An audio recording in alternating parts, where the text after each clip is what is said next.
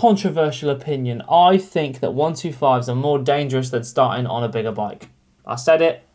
What are you going to do about it? I think it is. I'm going to dive into it in this video about my reasons why. And I'm also not just going to talk here. I'm actually going to play some of my first ever footage. I just found it on my hard drive now of when I first jumped on a 125. And we'll just have that as background while I'm obviously explaining it. And we can react to my terrible riding while we're at it. All right, so let me get this on the screen and let's get into it.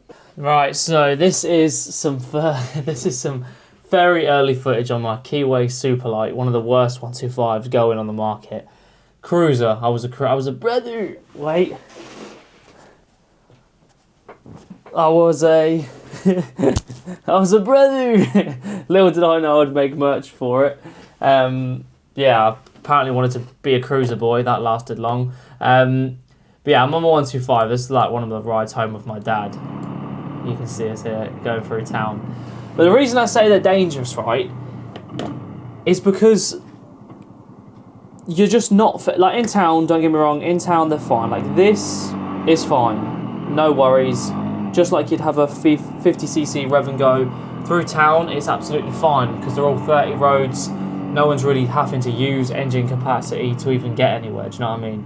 But as you'll see in this video, when we start to get on like the open roads, it just becomes sketchy, mate, because you just have to yield to everyone else on the road.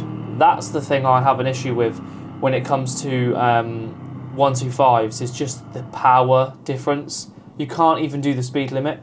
So one, it puts you in situations where you can't get out of the way of traffic if something happens or someone's trying to like rear end you, or if someone's like bullying you off the road. You can't power out of that situation. You just have to yield to that person because you don't even have the power to get away from them.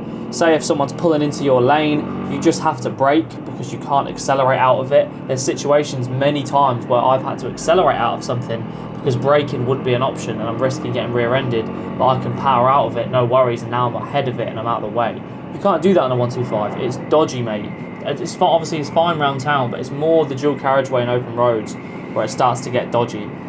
This bike reminds me, this weird looking back to this bike and riding around town on it. I'm ill, by the way, which is why I sound a bit dodgy. But this is so funny. Look at that bike, mate. It was so terrible. I picked it up for like 1,200, I think. The chain snapped. Rev matching. I was a rev matcher, mate, on the 125. This is hilarious to watch.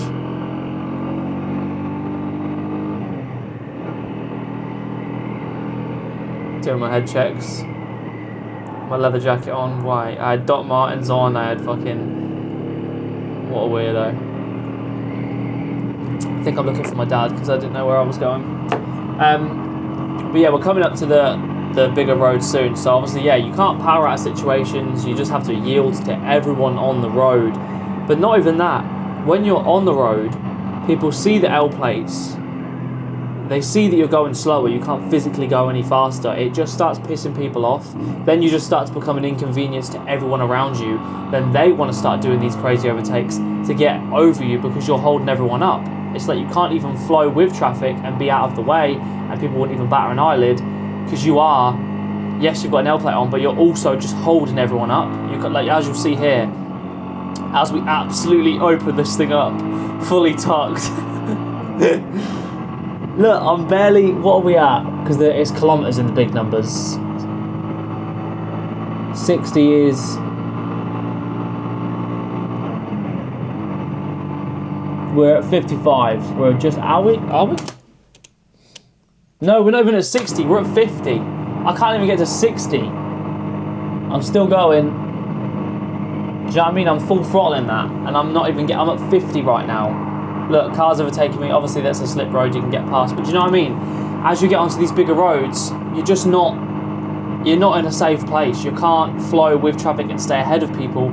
You just have people coming around you. And then obviously, if anything happens, again, you can't power out of it. You've just got to yield to everything that's happening around you. So I do believe that 125s are just not the right bike to start on. Don't get me wrong. Obviously, you learn a lot. I made a lot of mistakes. I'll see if I can find the clip. There's one of me. I'll just put it on screen because I can't bother to find it right now. But there's one of me going around a corner, I swing it wide, and I go over the grass and jump in these potholes or whatever. I don't even know what I do, but there's a lot of mistakes to be made on a 125, but it's perfect for it, because if I whiskey throttle this bike, it's not going to go anywhere. But I don't think a 250 is too far away from this sort of power, where if you whiskey throttled it, you could get yourself into some trouble. You could get yourself into some trouble on any bike. Obviously, it helps having less power to mitigate mistakes with the power, but I just think a 250 should be the starting ground for 125s, for CBTs. I think you should do CBT, and then you should be allowed to ride a 250.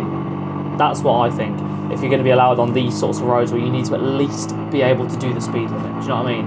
At least be able to sit at 7. When I used to be able to get this thing, I think I got this thing to 70 when I was going like downhill. Don't get me wrong, this is probably one of the slowest 125s you can get because it's so heavy.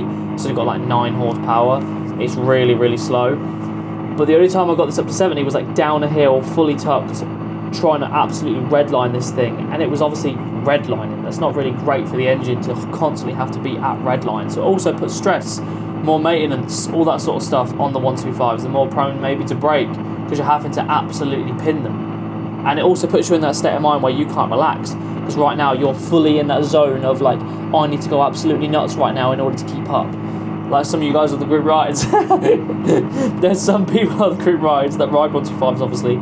Some guys came to Matlock and they were sending it the whole way because that's the only way they could keep up. So they were in that mentality of having to be full tucked, having to cut through people to get to the front, because it's put them in that state of mind because they can't even keep up because they have to redline it, and they're always in that state of going full throttle. Do you know what I mean? So I also think a 250 would calm people down because they could just chill at the speed limit without having to go absolutely nuts in order to get anywhere.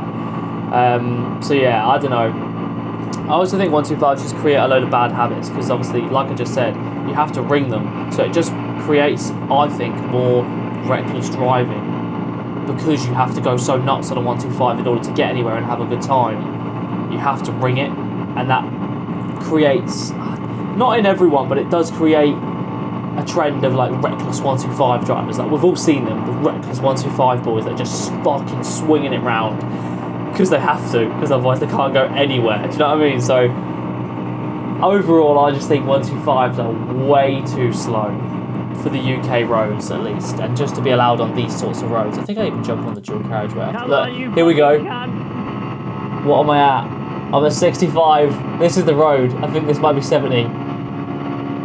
There it is. 70 right there. I think I'm even commentating. No. Yeah, barely even 70. 68. Do you know what I mean? Fully downhill, fully tucked. We're doing 68 miles an hour. Hypothetically. I'm not riding. This was ages ago. This is not me. It's just stupid. And then as you'll see, as we come up the hill, it drops right back down. Obviously, there's my dad going, and I'm straight back down to 50, 55. Look, the bike can't even get up. Can't even get up the hill, and then everyone's just going to start overtaking me. Look, here we are on the dual carriageway, next to lorries, doing 62 miles an hour. I can't keep up with any of it, and it's so scary on the dual carriageway as well, because obviously more people are impatient, but bigger trucks, bigger things going on. Yeah, I don't know. Agree or disagree with me, let me know in the comments below. But in England anyway, obviously in America it's not a thing for you guys, but here in England we have to abide by the age restriction laws of what you can have. It's all age restricted. So say you're like 18, you can get like a what can you even get? An A1, and that's like a 125, and then you can upgrade when you get a bit older, and then you can get like a 50 horsepower bike or lower, and then it goes up like that. It's so long. Obviously you guys in America can just do your test and jump on anything you want, which obviously mitigates a lot of crashes and a lot of accidents for us, because obviously you guys just jump on a 1,000 and when you shouldn't probably really do that, and then you end up crashing, whereas we have to do this and we work our way up. So it's a longer process, but obviously it does keep a lot of us out of trouble. But at the same time, it is a bit dramatic, let's be honest. It's a bit long, and the starting point of having to go through the 125 stages. I'm so lucky I got into bikes late. I got into bikes at 23, so I did 2 months on this bike here. I've stopped riding for a year because I was working abroad, and then I came back. I was 24, I got my direct access, I got the 600, which is out there right now. Job done. Full license, bosh. But if I was starting at like 18, mate, I'd be I'd be feeling it, because you have to go through so many steps in order to get a full license. It is so long. But yeah, let me know what you think down below. Is a 125 more dangerous than a bigger bike? In terms of, should it be a 250 at least, so then we can keep up with the general flow of traffic and actually be able to power out situations as opposed to always having to yield to people? I believe so, but yeah, let me know down below. I just thought I'd speak about it because I always chat about it in my helmet or to the lads, and also might as well make a video and watch back some footage of me on my first 125 tearing up the streets. It's the same streets, do you know what I mean? I did post these to YouTube, but I think I've taken them down now. Look, I'm on the same roads that I'm filming on now. It's quite funny. Either way, we'll end the video there. I will see you guys later. Like and subscribe. Bush in a bit.